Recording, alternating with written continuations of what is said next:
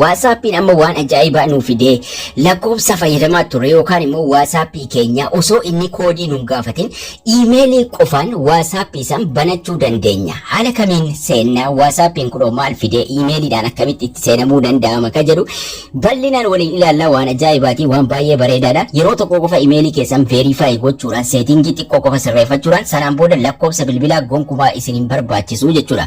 Kana jechuun koodiin isinii dhufuun isin hin barbaachisu. Koodii isin erguu isin hin barbaachisu WhatsAppiin ifumaan isin seensisaa jechuudha. Yeroo tokko qofa seetingii xiqqoo sirreeffachuu. Amma fakkeenyaaf WhatsAppiin kun ni jira. Gara seetingii deemuudhaan iimeelii already irratti guuteen jira. Iimeeliin sun akkamitti akka guutamee sirreeffamu san isinitti agarsiisa. WhatsAppiin kun amma tuqaa sadantuquu gara seetingii deemuu isinitti agarsiisa. Iimeeliin irratti guutamee jira. Sanaan booda WhatsAppicha deebisuudhaan balleessuudhaan haala kamiin akka koodii malee inni nu seensisus isinitti agarsiisa jechuudha. WhatsAppii kanarratti already itti guutamee jira. Iimeelii itti galee jira jechuudha. Verified iimeeliin ta'e. Akkasin argitan kana amma gmail.com dha iimeeliin sun verified ta'ee jira. WhatsAppii kana balleessuudhaan waliin haa ilaallu. WhatsAppii kana balleessine yeroo deebifnu akkamiin deebi'a WhatsAppiin kun dhugaa iimeelii qofaan ni deebi'a. Lakkoofsa sana fakkeenyaaf hin qabnu lakkoofsi sun hin jiru jennee haa yaannu. Lakkoofsa san dhabdanii jirtu yookaan immoo isin jalaa badee jira yookaan cufamee jira. Waan akka rakkina hin qabu. Iimeelii san qofaan itti deebi'uu dandeessu jechuudha. Play Store irra seenuudhaan WhatsAppii balleessana san deebifnee buufnee waliin ilaalla. Fiicharii baay'ee bareedaadha. Gara fuula duraatti immoo maal itti dabaluuf deemaa jira WhatsAppiin koodiin sun akka inni iimeelii irratti deemu. Amma koodii nun gaafatu calliseetuma nu seensisa malee lakkoofsa bilbilaa yeroo isitti guutan iimeeliin sun waan jiruuf calliseetuma isin seensisa. Fiicharii inni dhufaa jiru immoo WhatsAppiin koodii iimeelii sanarratti isiniif ergaa jechuudha.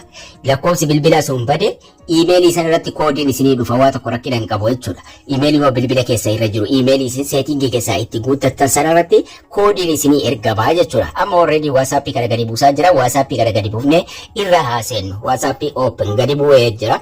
Iimeelii itti guuteen jira. Lakkoofsa bilbilaa nan gaafatu jechuudha.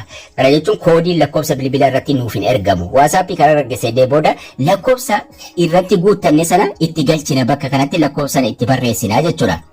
Lakkoofsa sana itti barreessuudhaan next tuina duraan koodii nun jedhame amma koodii nun gaafatu verified jedha. Kana jechuun seentee jirtan nun jedha malee gara koodii nun geessu jechuudha. Your number has been securely verified on this device waan jedhu nuuf fida malee koodii itti galchi koodiin siif ergamee jira gara jedhutti nun dabarsu jechuudha. Kanaafuu namni kamiyyuu iimeelii itti guuttattanii irraa qabaachuu qabdu. Continue tuina gara fuula duraan nu geessa kallattiidhaan continue tuquudhaan yoo business WhatsAppii ta'e yookaan ta'es steepii WhatsAppii ittiin banatan sanaan akkasuma yoo baakappii qabaatan baakappii san gochuudhaan yoo dura chaatii hedduurraa qabaatan chaatii sanas iimeelii sanarratti yoo duraan baakappii godhatanii jiraattan chaatiin guutuunis isiniif deebi'a give permission gochuudhaan iimeelii irratti guuttattan san filachuudhaan gara fuula duraa dabarfattu jechuudha. Kanaafuu seetingii keessa namni kamiyyuu iimeelii irratti guuttattanii qabaachuu qabdu. Iimeeliin kun akkamitti irratti guutama isa jedhu gara fuula duraa deemuudhaaf waliin ilaallaa jechuudha. Yuus ka jedhu tuqeen amma gara WhatsAppii initializing naan jira gara WhatsAppii already xumuree jira gara WhatsAppii seenaa jirra jechuudha. WhatsAppii keessan irratti iimeelii kana godhachuun egaa faayidaan isaa WhatsAppii tokko banattanii osoo fayyadamaa jirtanii yoo WhatsAppii bilbila irraa balleessitan yookaan immoo yoo bilbila jijjiirtan iimeelii san dura bilbila keessa irratti galchuudhaan salphaadhumatti lakkoofsa san itti galchitu koodii isin hin barbaachisu. Tuqaa sadan tuqnee gara fuula duraa adeemnaa jechuudha. WhatsAppiidhuma amma ofirraa qabdan sanarratti iimeelii itti guutuu qabdu jechuudha. Tuqaa sadan tuqnaa WhatsAppii irra erga seennee kaane tuqaa sadan erga tuqnee kaane seetingii tuqanna. Seetingii tuquudhaan gara fuula duraa adeemnaa jechuudha. Iimeelii itti guuttanna yoo cakka carraa ta'e lakkoofsi kun badee iimeelii sanaan WhatsAppii san deebifanna. Akkaawunti ka jedhu irra tuquun gara fuula duraa adeemna ammallee. Akkaawunti yeroo tuqnee deemne iimeeli adrees jedhee as jira. Iimeeli adreesii keessan irratti guuttattu jechuudha.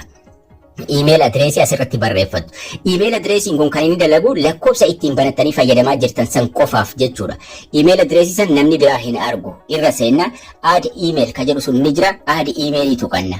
Lakkoofsi nu emailii irratti guutaa rukuun lakkoofsi yoo bade koodiin osoo nu barbaachisin irra seenuu dandeenya waan ta'eef emailii keessan osoo qubee tokko hin dogoggorin emailii bilbila irraa qabdan bakka kanatti guuttattu jechuudha. Bakka kanatti emailii san barreeffattu jechuudha. Qubee tokko dogoggoruu hin qabdan maaliif koodiin nu dhufee koodii san itti guunnee verified goona iimeelii irratti nu dhufa waan ta'eef jechuudha koodiin sun.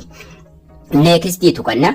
Next yeroo tuynu koodii dijitii 6 fidii itti galchinu jedha. Koodiin sun asirratti ergama WhatsApp irratti nuuf ergama. Kanaafuu gara kam deemna? Gara Gmail yookaan gara iimeelii deemuudhaan koodii iimeelii san irratti nu ergame finnee as bakka duwwaa kanarratti koodii dijitii 6 finnee itti galchinaa jechuudha. Gara iimeelii yookiin aappii Gmail irra deemuudhaan iimeelii sanarra koodii san fudhannee dhufna. Yoo iimeelii adda addaa qabaatan gubbaarraa piroofaayilii bakka qubee san tuquudhaan irraa jijjiiruu dandeessu jechuudha.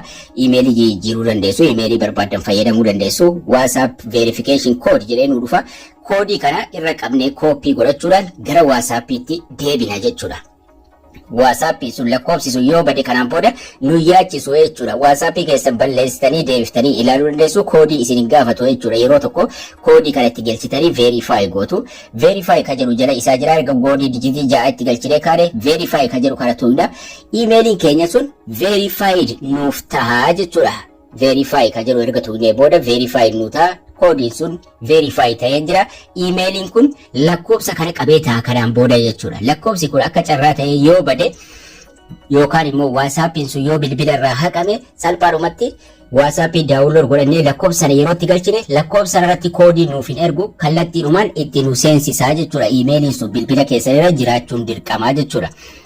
So verified ta'ee jira. Kanaan booda WhatsApp balleessee yoon deebise koodii nan gaafatu lakkoofsa itti galchuudhumaan continue ka jedhu tuunaan yookiin next tuunaa koodii bakka nu gaafatu san dhiisee maal godha kallattiidhumaan gara WhatsApp nu seensisa. Maaliif iimeelii irratti guuttanne koodii irratti nu dhufe verify iimeelii goone iimeeliin sun keenya ta'uu mirkaneessine irratti guuttannee jirra waan ta'eef yeroo barbaaddatanitti dhuftanii iimeeli adreesii keessa seenuudhaan iimeelii sana irraa remove gootanii irraa jijjiirus ni dandeessu jechuudha.